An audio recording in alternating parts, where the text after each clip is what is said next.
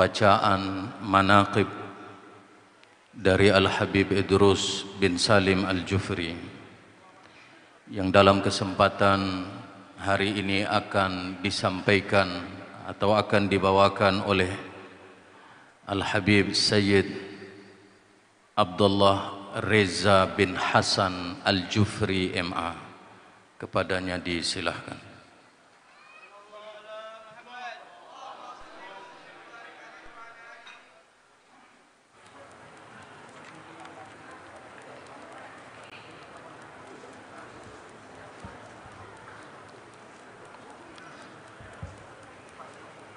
Assalamualaikum warahmatullahi wabarakatuh. Segala puji bagi Allah yang dengan nikmat-Nya menyempurnakan segala kebaikan, dan dengan mengingat dan menyebut para kekasih dan aulia-Nya, Allah menurunkan rahmat-Nya. Salawat serta salam tercurahkan kepada pemimpin dari semua pemimpin dan sebaik-baik manusia, Sayyidina Muhammad sallallahu alaihi wasallam beserta segenap keluarga dan para sahabatnya, yang mereka semua bagaikan bintang-bintang yang menerangi gelapnya malam. Para habaib, para ulama, para tokoh-tokoh, hadirin sekalian yang dirahmati oleh Allah Subhanahu wa taala. Allah berfirman, qala Allah taala, laqad kana fi qasasihim ibratun liulil albab. Sungguh pada kisah-kisah mereka itu terdapat pengajaran bagi orang yang mempunyai akal.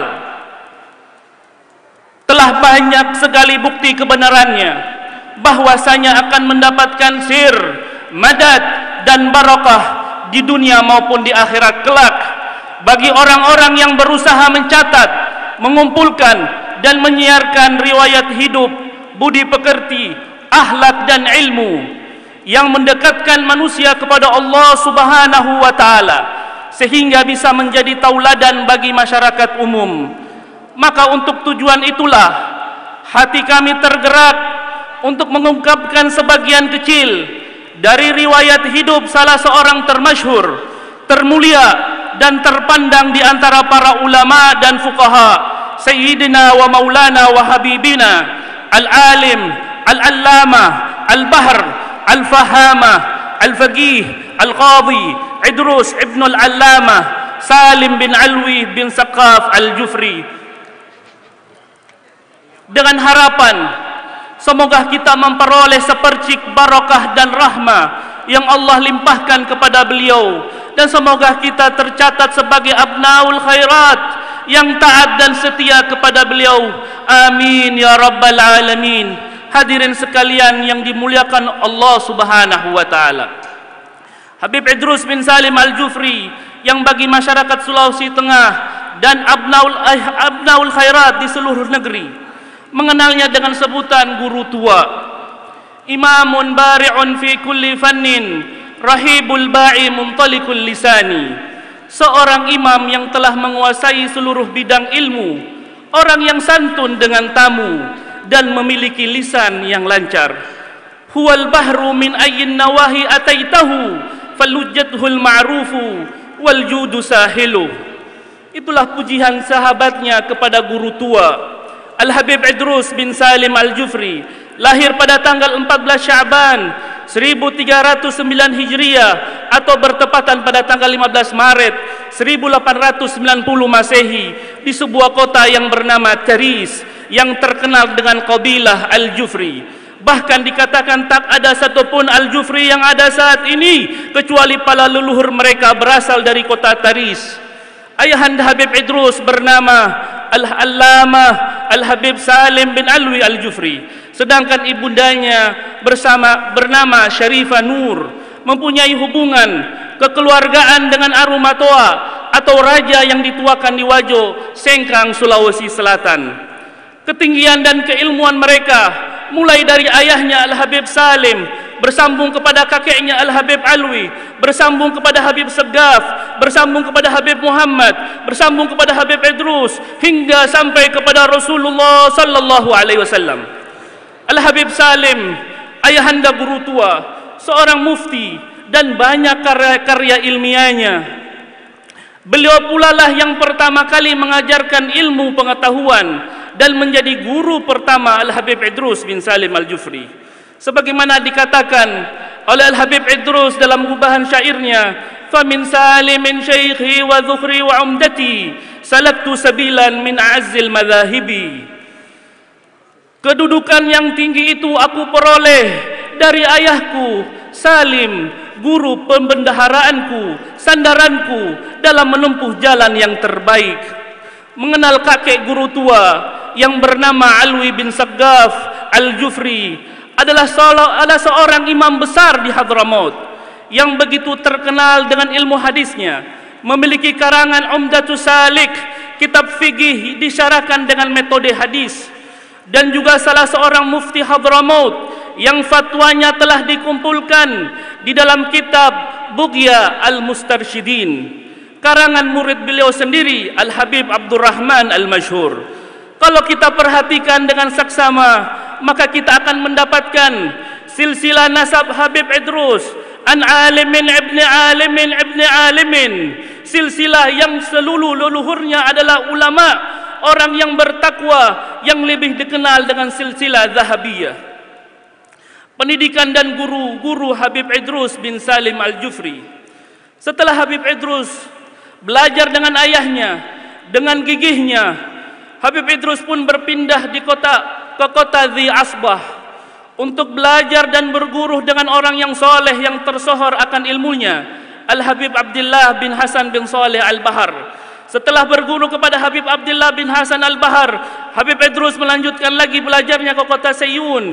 Kali ini Al-Habib Idrus belajar kepada Al-Habib Ali bin Muhammad Al-Habsyi, sahibul Maulid Simtu Durar atau pengarang Maulid Simtu Durar. Berlanjut lagi Habib Idrus bin Salim Al-Jufri berpindah ke kota Tarim untuk belajar di Rubat Tarim yang saat itu berada di dalam naungan dan asuhan Al-Habib Ali bin Abdurrahman Al-Masyhur. Dan di sana juga beliau bertemu dengan sahabat yang begitu dekat dengannya, Al-Habib Abdul Ghadir bil Faqih, pendiri Darul Hadis Malang, dan Al-Habib Hamid bin Salim As-Sirri. Tak hanya sampai di situ saja, pada tahun 1327 Hijriah, Al-Habib Salim mengajak putranya Habib Idrus untuk melaksanakan ibadah haji dan berziarah, dan sekalian kesempatan itu digunakan guru tua untuk belajar menuntut ilmu di Mekah kepada para ulama-ulama yang berada di sana. Di mana hal ini adalah suatu kebiasaan orang-orang Hadramaut. Ketika mereka melaksanakan haji, mereka gunakan juga untuk belajar. Oleh karenanya, setelah selesai melaksanakan ibadah haji, Habib Idrus tidak langsung kembali ke negerinya Hadramaut, melainkan menetap dahulu di kota Mekah selama 6 bulan untuk menuntut ilmu di Mekah Al-Mukarramah, terutama kepada Sayyid Abbas Al-Maliki, mufti Makkah, dan ulama-ulama yang lainnya. Selain yang telah disebutkan di atas, Al-Habib Idrus juga belajar kepada Al-Habib Ahmad bin Hasan Al-Attas, kepada Al-Habib Abdullah bin Umar Asy-Syatiri, kepada Al-Habib Muhammad bin Salim As-Sirri, kepada Al-Habib Syekh bin Idrus Al-Idrus, kepada Al-Habib Abdul Bari Al-Idrus, kepada Al-Habib Ahmad bin Hamid, Imam Masjid Ba'alawi, kepada Al-Habib Ali bin Abdurrahman Al-Masyhur, kepada Al-Habib Alwi bin Abdurrahman Al-Masyhur, kepada Al-Habib Abdurrahman bin Alwi As-Saggaf, dan masih banyak lagi guru-guru Al-Habib Idrus bin Salim Al-Jufri. Pasca wafat ayahanda guru tua dan dakwah Habib Idrus bin Salim Al-Jufri di Hadramaut, setelah 8 tahun dari kepulangannya, Habib Idrus melaksanakan ibadah haji bersama ayahnya pada tahun 1335 Hijriah atau 1916 Masehi. Al-Alimul Allamah Al-Bahr Al-Fahamah Salim bin Alwi bin Saggaf Al-Jufri, ayah guru tua, berpulang ke rahmatullah untuk selama-lamanya. Informasi wafatnya Habib Salim sampai kepada Raja Sultan Mansur pasca sepeninggalan ayahandanya karena kapasitas keilmuan, keluasan pengetahuan Habib Idrus, maka pada bulan Syawal 1335 Hijriah atau 1916 Masehi, Raja Sultan Mansur mengeluarkan surat keputusan yang menetapkan jabatan mufti dan qadhi kepada Al-Habib Idrus bin Salim Al-Jufri menggantikan posisi ayahnya. Usia guru tua saat itu sekitar 19 tahun. Pada saat yang bersamaan pula, Habib Idrus mengajar di Masjid Ibn Salah, melanjuti mengajar di masjid tersebut seperti yang dikerjakan ayahandanya, mengajar di Masjid Ibn Salah. Habib Idrus belum mendirikan madrasah. Beberapa waktu berselang, Habib Idrus membangun madrasah formal di kota Taris bersebelahan dengan Masjid Ibn Salah. Karya monumental guru tua tersebut kemudian beliau beri nama dengan nama Madrasah Al-Khairat yang hari ini menjadi aset agama bangsa dan negara. Dalam upaya mencerdaskan kehidupan bangsa dan bernegara yang dilandasi akhlakul karimah dan budi pekerti yang luhur. Untuk kita ketahui, Madrasah Al-Khairat yang pertama kali dibangun oleh guru tua di kota Taris ratusan tahun yang lalu, hingga kini madrasah tersebut masih ada dan makmur dengan penuntut ilmu dari belahan negeri Nusantara. Perjalanan dakwah Habib Idrus bin Salim Al-Jufri di Indonesia. Pada tahun 1343 Hijriah atau 1922 Miladiyah, Habib Idrus meninggalkan Yaman dan menuju Indonesia. Kedatangannya di Pulau Jawa ini adalah yang kedua kalinya. Kedatangan yang pertama pada saat guru tua masih anak-anak, ketika berkunjung ke Indonesia bersama ayahnya dalam rangka mengunjungi sanak keluarga di kampung halaman ibundanya. Kedatangan Habib Idrus yang kedua kalinya ini diawali dengan menetap di Jakarta, kemudian berpindah ke kota Pekalongan. Di Pulau Jawa, guru tua banyak bertemu dan berkenalan berbagai ulama. Setelah dari Pekalongan, Al-Habib Idrus pindah kembali ke Jombang, dan di sanalah guru tua bertemu Kiai Haji Hashim Asy'ari, pendiri Nahdlatul Ulama. Habib Idrus bin Salim Al-Jufri tinggal di Jombang selama kurang lebih 2 tahun. Selanjutnya Habib Idrus bin Salim Al-Jufri pindah ke kota Solo atas permintaan para Alawiyin di sana untuk menjadi kepala sekolah dan guru di Madrasah Rabithah Alawiyah, yang kini sekolah tersebut telah berubah nama menjadi Yayasan Pendidikan Islam Diponegoro. 2 tahun lamanya guru tua memimpin madrasah tersebut dan mencapai kemajuan yang pesat. Kehidupan Habib Idrus mendapatkan saran dari para habaib dan ulama di Jawa untuk mengembangkan pendidikan di Pulau Sulawesi dan bagian timur Indonesia. Berangkat dari saran dan isyarat itu, guru tua menuju bagian timur Indonesia, dan tak ada satu tempat yang Habib Idrus singgahi kecuali kota tersebut dihiasi dengan taman surga, yaitu majelis ilmu. Guru tua kemudian bersiap berlayar menuju bagian timur Indonesia. Maluku persinggahan pertama guru tua sebelum daerah yang dituju Habib Idrus bin Salim Al-Jufri adalah Sulawesi Utara, guna mengunjungi 2 kakaknya yang sudah lebih terdahulu tinggal di kota Tondano, Sayyid Syekh bin Salim Al-Jufri dan Sayyid Alwi bin Salim Al-Jufri. Beberapa waktu guru tua melepas rindu dengan saudara-saudaranya. Kemudian Habib Idrus melanjutkan perjalanan dakwanya menuju kota Manado, Wani, Donggala dan Palu. Pembukaan Madrasah Al-Khairat. Kehadiran Habib Idrus di Wani merupakan wujud dari keinginan masyarakat setempat yang ingin mengenal Islam lebih baik. Mereka pun bersama-sama mendirikan sebuah tempat yang digunakan untuk proses belajar mengajar. Madrasah pendidikan ini diberi nama Al-Hidayah, yang mana memiliki kesamaan dengan madrasah yang telah dibangun oleh 2 bersaudara, Al-Habib Ali Al-Habsyi dan Al-Habib Abdullah Al-Habsyi di Tojo Una-Una, Ampana. Belanda mulanya memberikan izin pendirian Madrasah Al-Hidayah. Namun ketika pecah pemberontakan Salumpaga di Toli-Toli, pihak Belanda kemudian menutup madrasah tersebut karena dianggap dapat mempengaruhi pemikiran rakyat. Bahkan beberapa murid Habib Idrus dituduh terlibat pemberontakan tersebut. Buku yang menjadi sorotan Belanda pada waktu itu adalah kitab Izzatun Nasyi'in karya Mustafa Al-Galayani, diboikot oleh pemerintah kolonial Belanda untuk tidak diajarkan karena dianggap berbahaya dan dapat membangkitkan semangat perjuangan kaum muda untuk cinta tanah air pertiwi. Dan ketika memulai mengajar di Palu, ruangan belajar yang pertama kali digunakan guru tua adalah ruangan toko Haji Quraisy di Kampung Ujuna, Palu. Kemudian pindah di rumah Haji Daeng Maroca pada tanggal 14 Muharram 1349 Hijriah atau 11 Juni 1930 Masehi.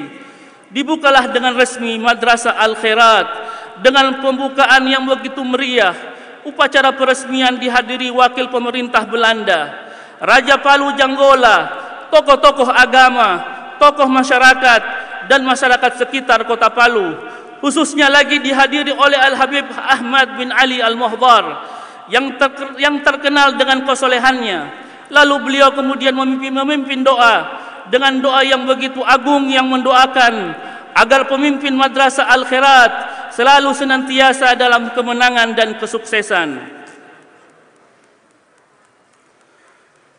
Sejarah mencatat antusias masyarakat Lembah Palu akan pentingnya pendidikan keagamaan.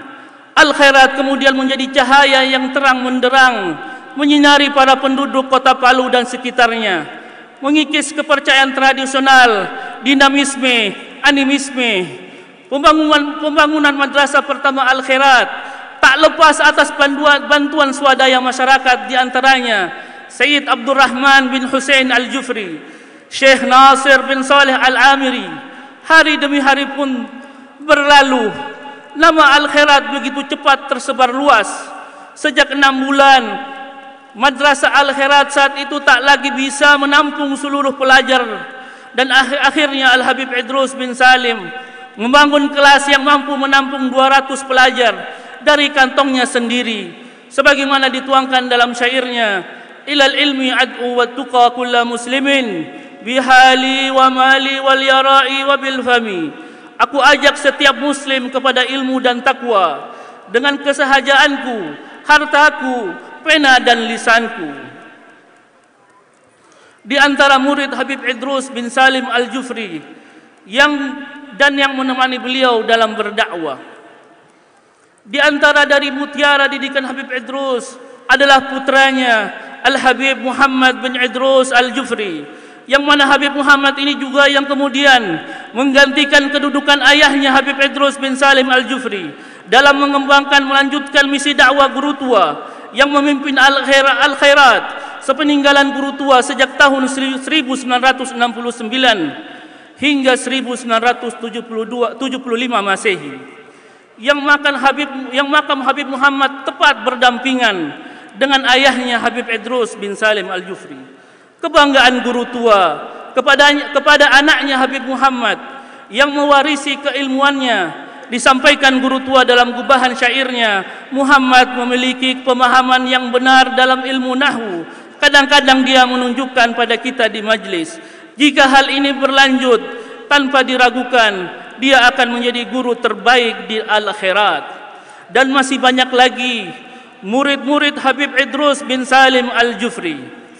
Dan di antara orang yang menemani guru tua dalam berdakwah adalah istri beliau yang bernama Syarifah Aminah binti Talib Al-Jufri, yang selalu setia menemani dakwah Habib Idrus baik dalam keadaan bepergian maupun dalam keadaan mukim. Bahkan orang-orang menjuluki beliau tas tenteng guru tua karena kesetiaan dalam menemani Habib Idrus bin Salim Al-Jufri dalam berdakwah. Dan beliau pula lah yang meminta kepada Inci Ami atau Ite untuk menerima lamaran pernikahan dari guru tua, karena sebelumnya Ite menolak lamaran tersebut sampai Syarifah meridai, takut melukai hati sang Syarifah. Rahimahullah rahmatal abrar. Metode dakwah aliran mazhab dan tariqah Habib Idrus bin Salim Al-Jufri. Perjalanan dan perkembangan Al-Khairat tak lepas dari sosok guru besarnya, perjuangan, pengorbanan, pengabdian, kesabaran dengan keikhlasan membuat sukses dalam dakwanya. Kemudian metode dakwah yang mendasarinya bermazhab, bermanhaj dari Imam Ba'alawi, berfaham Syekh Abdul Hasan Al-Ash'ari atau dikenal dengan Al-Ash'ariyah, yang mana tariqah ini telah Imamul Haddad jelaskan dalam syairnya, wa kun ash'ariyan fi i'tiqadika fa innahu huwal manhalu safi an zaygi wal kufri. Jadilah engkau orang yang memiliki akidah al-Asy'ari, maka sesungguhnya ia jalan yang murni, tak ada di dalamnya kesesatan dan kekufuran. Adapun Al-Khairat dan guru tua bermazhab Imam Syafi'i. Guru tua berkata, wa inna hayati Syafi'i fa in amut fa tawsiyati ba'di bi an tatasyaffa'u.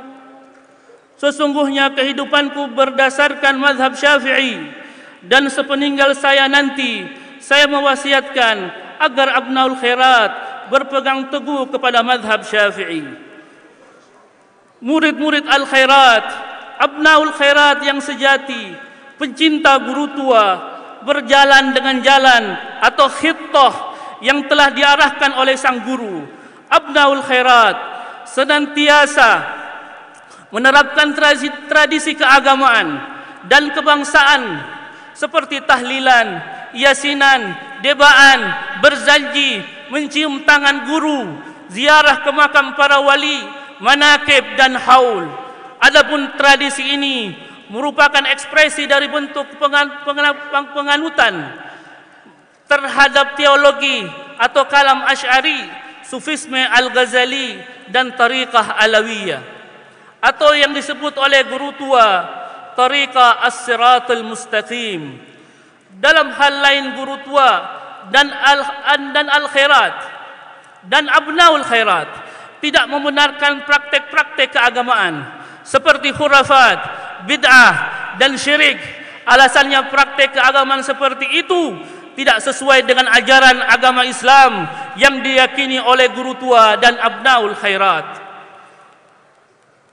Hari kesedihan itu pun tiba bagi abnaul khairat. Tanggal 12 Syawal 1389 Hijriah atau 22 Desember 1969 Masehi, 54 tahun yang lalu, guru yang bersahaja itu, ulama besar, pemimpin yang karismatik, kembali ke hadrat ilahi Rabbi untuk selama-lamanya. Habib Idrus bin Salim Al-Jufri, guru tua, menghembuskan nafas terakhirnya pada hari Senin dengan mengucapkan la ilaha illallah. Dunia Islam pun bersedih kehilangan seorang ulama, waliullah. Begitu pula kesedihan yang dirasakan masyarakat Kaili, Kota Palu. Abnaul khairat di seluruh penjuru negeri, deras air mata kesedihan ditinggalkan guru tua. Bagaimana tidak, guru tua pernah mengatakan bahwa aku adalah guru Kaili. Siapa yang sanggup menahan air mata kesedihan ditinggalkan sosok guru tua? Namun guru tua meninggalkan karya monumentalnya untuk umat Islam, aset bangsa dan negara. Karya itu diberinya nama Al-Khairat. Sebelum wafatnya, guru tua telah katakan, Al-Khairat telah sampai pada mata airnya yang takkan terputus sumbangsinya, perannya sebagai pencerah umat melalui pendidikan sebagai metode dakwanya hingga yaumil qiyamah. Beliau pernah mengatakan ketika berada di Ampana bahwa aku akan lebih menjaga Al-Khairat setelah aku wafat. Dan ketika sebelum menghembuskan nafas terakhirnya, Habib Idrus bin Salim Al-Jufri telah mengetahui bahwa dirinya segera kembali menghadap Allah Subhanahu wa taala. Maka guru tua pun telah menyiapkan dengan rinci wasiatnya, di mana ia akan dimakamkan, di mana dia akan disolatkan, imam solat jenazahnya, yang memandikannya, yang menerima di liang lahat, hingga protokol acara pemakaman telah rinci oleh guru tua dituliskan. Selain itu pula guru tua berpesan ditahlilkan 3 hari, hari ke-7, hari ke-40, dan setiap tahunnya diadakan haul. Maka haul ini adalah bagian dari wasiat guru tua. Haul sendiri menjadi wadah halal bihalal dan temu kangen abnaul khairat dan pencinta Habib Idrus bin Salim Al-Jufri dari seluruh Indonesia. Sayyidina Ali mengatakan, fafuz bil ilmi ta'shu hayyan bihi abada, annasu mauta wa ahlul ilmi ahya'u. Sungguh demi Allah, apa yang saat ini kita saksikan adalah hasil yang telah Habib Idrus perjuangkan selama 40 tahun lebih, dan hasil ini pula lah yang senantiasa menjadikan lisan kita tak pernah lupa untuk menyebut namanya, karena sebuah jasa seorang guru tak akan dapat kita tebus. Guru tua pernah mengatakan, falau badzalta lahu dunya bi rummatiha falam takmul huquqa syaihi takmila. Jikalau engkau telah berikan seluruh dunia beserta isinya, maka niscaya engkau tetap tidak dapat menembus jasa seorang guru dengan sempurna. Dan dalam masa perjuangan dakwanya, Habib Idrus telah berhasil membangun 420 madrasah yang telah tersebar di seluruh wilayah Indonesia bagian timur, Sulawesi, Maluku, Kalimantan, dan Papua. Semuanya adalah saksi yang benar dan nyata akan dakwah beliau yang tak pernah mengenal lelah. Bid'u wa sab'una aman anni insaramat qad qumtu fiha bilhamdillahi bil amali tilkal madarisu fil buldani syahidah bi anna qawli wa fi'li laysa bil hazali. 70 tahun lebih telah berlalu bahwa aku alhamdulillah telah melaksanakan dengan amalku. Sekolah-sekolah yang berada di setiap negeri itu telah menjadi saksi bahwa perkataan dan perbuatanku bukanlah canda gurau, bukanlah omong kosong. Beliau juga meninggalkan foto beliau sebagai pelepas rindu bagi pencintanya. Hadzal mithalu li surati khalaftuhu indal ahibati kayyarawni daima.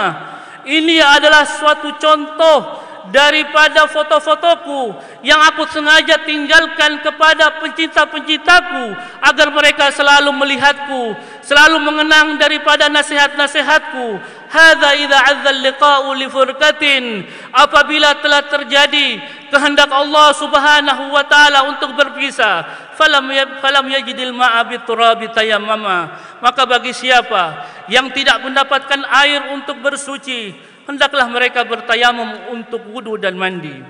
Semoga Allah menghujani pusara beliau dengan rahmatnya dan menempatkan beliau di tempat yang luhur dalam surganya. Saudaraku sekalian yang dirahmati oleh Allah, marilah kita berpegang teguh kepada khitah al-khairat, khitah Habib Idrus, khitah guru tua. Kita camkan nasihat-nasihat beliau dan sungguh-sungguh berusaha mengamalkan dalam hidup kita. Sebab seperti yang dikatakan oleh Habib Ali bin Muhammad Al-Habsyi, pengarang Maulid Simtudrar, guru dari Habib Idrus, bahwa pertemuan seperti ini tidak ada manfaatnya apabila kita tidak mau berusaha memanfaatkannya untuk dijadikan pegangan dan suri tauladan yang harus kita ikuti. Yang terakhir, marilah kita menundukkan kepala dan mengangkat kedua tangan dan berdoa kepada Allah seraya bertawassul kepada Rasulullah, kepada Habib Idrus bin Salim Al-Jufri, sebab kita sama-sama yakin bahwa Al-Habib Idrus hadir di tengah-tengah kita, dan sebab beliau doa kita dikabulkan oleh Allah Subhanahu wa taala. Ya Allah, kami datang membawa harapan dan angan-angan dengan kebesaran kekasih dan insan pilihanmu Sayyidina Muhammad sallallahu alaihi wasallam, dan dengan kebesaran walimu Sayyidina Al-Habib Idrus bin Salim Al-Jufri. Janganlah engkau pulangkan kami ya Allah dari tempat ini dengan tangan yang hampa. Janganlah engkau pulangkan kami ya Allah dari tempat ini dengan tangan yang hampa. Kami menyadari bahwa lisan kami berlumuran dengan dosa, tangan kami terkotori oleh noda. Kami hanyalah orang-orang yang banyak lalai, yang banyak melanggar laranganmu. yang mengabaikan perintahmu. Kami tidak layak mendapatkan surgamu, merasa tidak pantas untuk mendapatkan pahalamu. Ya Allah, kami rindu rahmat dan ampunanmu. Karena itulah ampunilah dosa-dosa kami, ya Allah. Dosa-dosa kedua orang tua kami yang masih hidup maupun yang telah wafat. Ampunilah dosa istri dan anak-anak kami. Jadikanlah kami dan mereka semua dan seluruh yang hadir di hall ini menjadi orang-orang yang baik, yang cinta kepada kebaikan. Ya Allah, jadikanlah kami dan anak-anak kami cinta kepada ilmu. Jauhkanlah mereka dari minuman keras, jauhkanlah mereka dari narkoba, jauhkanlah mereka dari perzinaan dan segala perbuatan yang tidak terpuji. Hiasi mereka dengan akhlak yang baik. Ya Rabb, perbaikilah keadaan kami, keadaan para wanita dan pemuda kami kepada keadaan yang lebih baik. Hiasi para wanita kami dengan hijab dan rasa malu. Hiasi pemuda kami dengan adab dan ilmu. Jadikanlah para pemimpin kami orang-orang yang beriman dan bertakwa kepadamu. Jauhkanlah negeri kami dari mara bencana dan mara bahaya serta orang-orang kufar yang memerangi kaum muslimin.